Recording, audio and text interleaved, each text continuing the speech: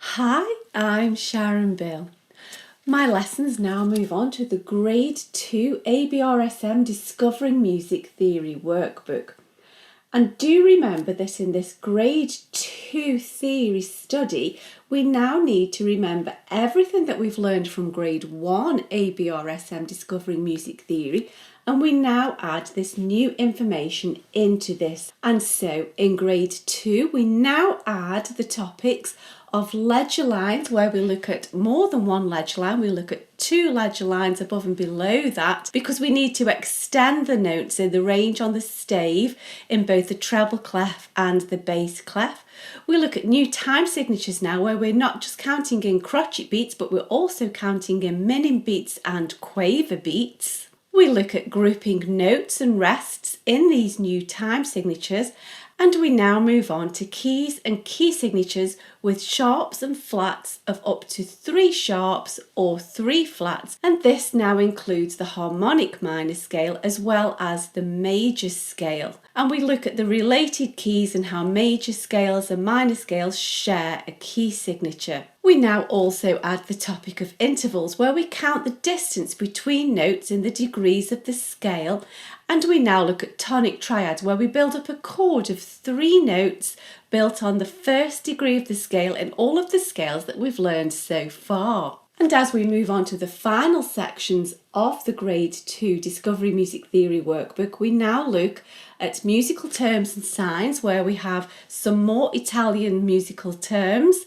and I'll give you tips on how to remember those, and we have some musical terms and signs giving us further direction in how to read the music. We then look at music in context, where we answer questions based on a little extract of music that we refer back to, and do remember that this will include information from Grade 1 and the new information in the Grade 2 workbook. And finally, we get to try our hand at a practice exam paper in the exact format of the actual exam itself, in all of the 7 sections that divides into. And do remember, this will also call into question information from Grades 1 as well as the new information in Grade 2. All of the lessons can be found on my Patreon channel. If you visit patreon.com/Sharon Bill, you'll find links to all of the lessons there, and you'll find the links to that in the cards and in the description box below.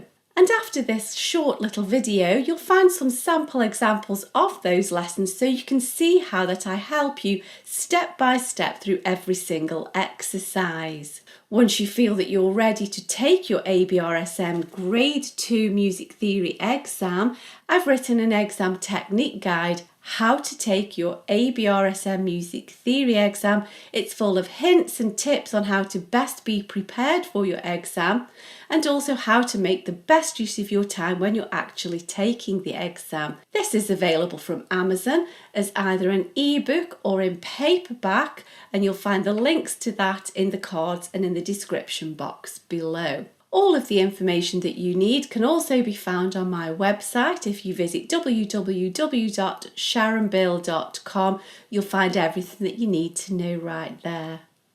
Enjoy your studies. Bye.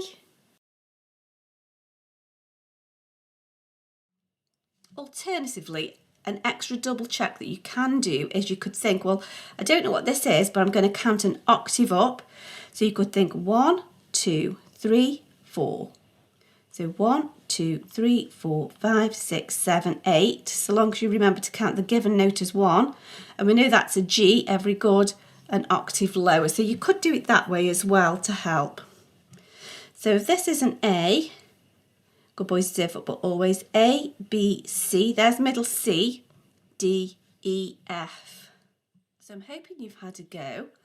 So here we should have 3 crotchet beats per bar.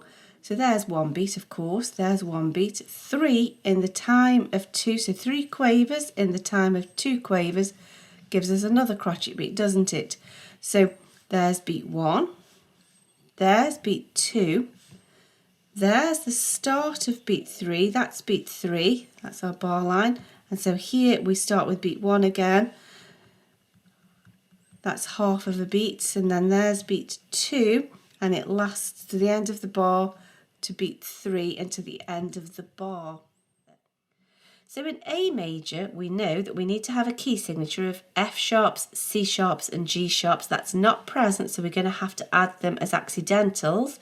If you want to be extra sure that you've definitely counted your tonic as number 1, we could just draw out the scale. So here are the degrees of the scale: 1, 2, 3, 4, 5, 6, 7, 8. Now then, we're asked which 2 bars start with a quaver rest. So let's remind ourselves, what does a quaver rest look like? We're looking for kind of like this number 7 with a little blob. So we need to find some quaver rests. So there's none here. So we already noticed that one when we were looking at the rhythm. And then there's another one. So bars 6 and 7. Once you know what you're looking for, that's not too tricky. So we should have 2 beats per bar, and each beat will be a crotchet. So we need to show 2 crotchet beats per bar. So we've got 1 crotchet here, half a beat and half a beat gives us our second crotchet, and so the bar line will be here. Let's just double check, and so if we divide this, I find this easy to diagram out. There's our crotchet, half of a beat, there's a quaver, that's half of a crotchet beat, and then semi-quaver, semi-quaver gives us the next crotchet, 1, 2, that's correct.